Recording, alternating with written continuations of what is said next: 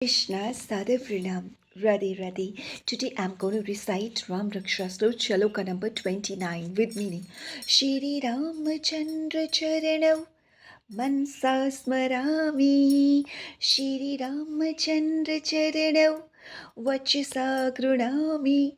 Shri Ramachandra Charanau Shirisa Namami. Shri Ramachandra Charanau शरणम प्रपद्ये। अब इसका मतलब क्या है? इसका मतलब ये है कि मैं श्री रामचंद्र जी के चरणों का मन से स्मरण करती हूँ। मैं श्री रामचंद्र जी के चरणों की वाणी से कीर्तन करती हूँ। मैं श्री रामचंद्र जी के चरणों में शीश निभाती हूँ, शीश झुकाती हूँ और मैं श्री रामचंद्र जी के चरणों में शरण लेती हूँ। हे प्रभु श्री राम, मुझे अपने चरणों में जगह दीजिए। हरे कृष्णा, सादर प्रणाम, राधे राधे।